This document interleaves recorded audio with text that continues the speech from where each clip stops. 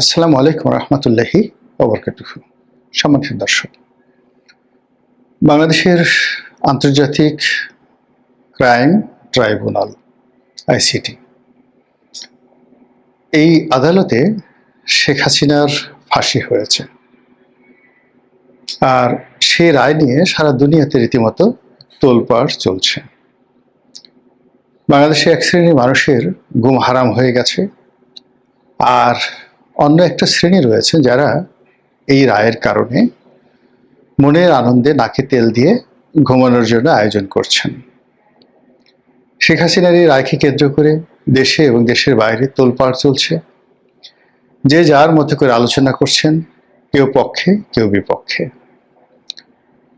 এই রায়ের ফলে আওয়ামী লীগের রাজনীতির ভবিষ্যৎ কি, কিংবা এই রায় এত চমৎকারভাবে এই রায় দেওয়ার ফলে ডক্টর মোহাম্মদ ইউনূসের শাসনের যে শ্রেষ্ঠত্ব, এটির শেষ পরিণতি কি, বা ডক্টর মোহাম্মদ ইউনূস এরকম একটি যে দৃষ্টান্ত স্থাপন করলে সেই দৃষ্টান্তের পথ ধরে আগামীতে যারা রাষ্ট্র ক্ষমতায় আসবেন তাদের জন্য কি ধরনের সিগন্যাল এবং ব্যাড সিগন্যাল অপেক্ষা করছে, এই বিষয়গুলো নিয়ে আলাপ আলোচনা চলছে। তো আমি সে বিষয়গুলো নিয়ে আলোচনা করতে রাজি নই। আমি এখানে এই মামলার একটি অত্যন্ত জরুরি অনুষঙ্গ, সেটি হলো রাজসাক্ষী। সেই রাজ সাক্ষী নিয়ে কিছু বলার চেষ্টা করব আমার ক্ষুদ্র বুদ্ধি অনুযায়ী। এই মামলার যে রায় হয়েছে, সে রায়ে যে সকল বক্তব্য, যে সকল তথ্য প্রমাণ এবং উপাত্ত বিচারক মুখ্য ভূমিকায় নিয়েছেন বা মুখ্য ডকুমেন্ট হিসেবে নিয়েছেন, সেগুলোর মধ্যে রাজসাক্ষী মামুনের যে স্বীকারোক্তি, সেই স্বীকারোক্তি অতি গুরুত্বপূর্ণ। আমরা গল্প সাহিত্য উপন্যাসে রাজসাক্ষী পড়েছি, বিশেষ করে ব্রিটিশ জমানাতে এরকম প্রচুর রাজসাক্ষী হতো, কিন্তু স্বাধীন বাংলাদেশে এরকম রাজসাক্ষী চাক্ষুষ দেখার সৌভাগ্য আমার এই প্রথম হলো। তাও আবার যেন তেন রাজসাক্ষী নয়। বলতে গেলে শেখ হাসিনার অত্যন্ত আপনজন, অত্যন্ত কাছের মানুষ, যাকে তিনি অতিশয় স্নেহ করতেন, যার প্রতি তার নির্ভরতা ছিল অপরিসীম। তাকে পদ পদবি দেওয়ার জন্য, পুরস্কৃত করার জন্য শেখ হাসিনা তার ক্ষমতাকালে রীতিমতো জিদ ধরেছিলেন, রীতিমতো জিহাদ করেছিলেন।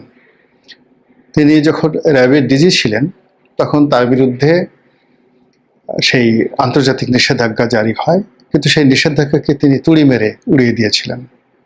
সমস্ত দেশের স্বার্থ জলাঞ্জলি দিয়ে তিনি এই জনাব মামুন সাহেবকে তিনি ইন্সপেক্টর জেনারেল অফ পুলিশ বানিয়েছিলেন।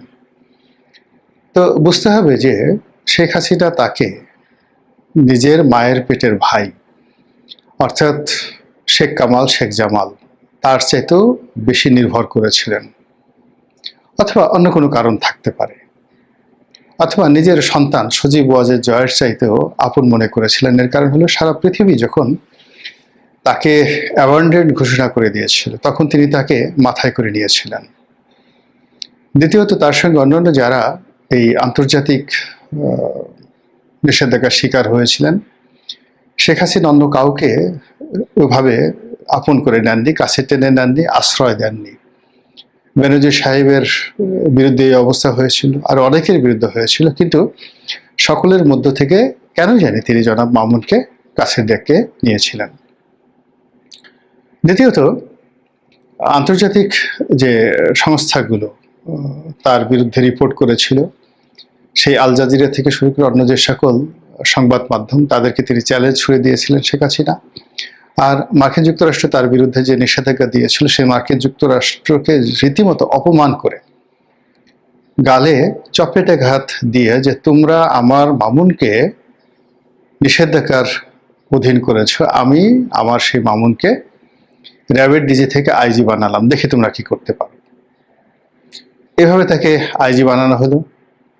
তার চাকরির মেয়াদ শেষ হয়ে গেল, তাকে আবার যাকে বলা হয় সেই চাকরির মেয়াদ বাড়ানো হলো, যেটি এই আইজি পদে ইতিপূর্বে শেখ হাসিনার অনেকে আপনজন ছিলেন।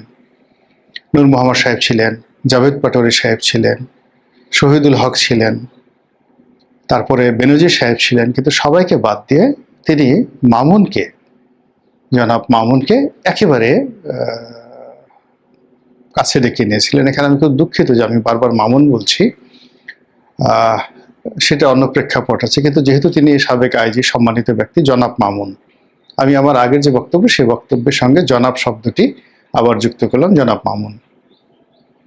তো তিনি তাকে কাছে ডেকে নিয়েছিলেন। শুধু তাই নয়, যে নির্বাচনটি হয়েছিল আমির আমির নির্বাচন, সেই আমির আমির নির্বাচনে তিনি জনাব মামুনের ভাইকে দলীয় মনোনয়ন দিয়েছিলেন। আর সেই মনোনয়নটা যেন তেন মনোনয়ন ছিল না।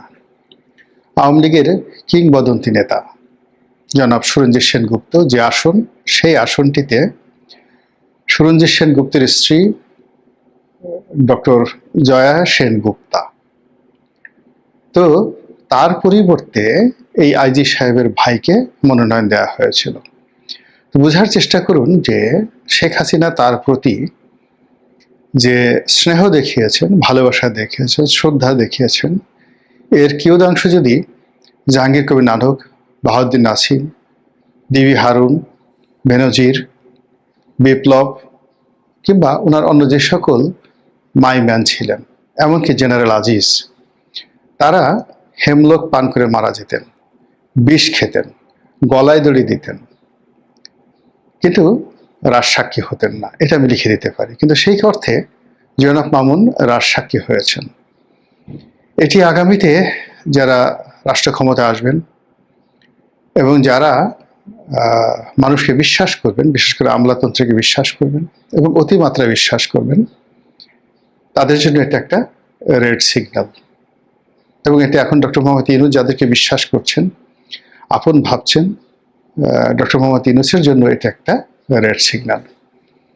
দ্বিতীয়ত, জনাব মামুন রাজসাক্ষী হিসেবে যে কথাগুলো বলেছেন, সেই কথাগুলো যতটুকু আমরা জেনেছি আহামরি তেমন কিছু নয়। এই কথাগুলো আমরা সবাই জানি, একেবারে গতানুগতিক কথা। ফলে এই ধরনের কথা বলানোর জন্য কেন একজন বাহিনী প্রধানকে এইভাবে গ্রেপ্তার করে তাকে রাজসাক্ষী বানাতে হবে, এটা আমার মাথায় ঢুকে না। এর কারণ হলো এই যে বেঈমান বানানোর, মুনাফিক বানানোর যেটা কারখানা তৈরি হলো, রাজসাক্ষী বানানোর যেটা কারখানা তৈরি হয়ে গেল, একটা উদাহরণ তৈরি হয়ে গেল, এটি আগামী রাজনীতিকে কলুষিত করবে। রাষ্ট্র ব্যবস্থা, প্রশাসন যন্ত্র থেকে শুরু করে যা কিছু রয়েছে সব কিছুকে কিন্তু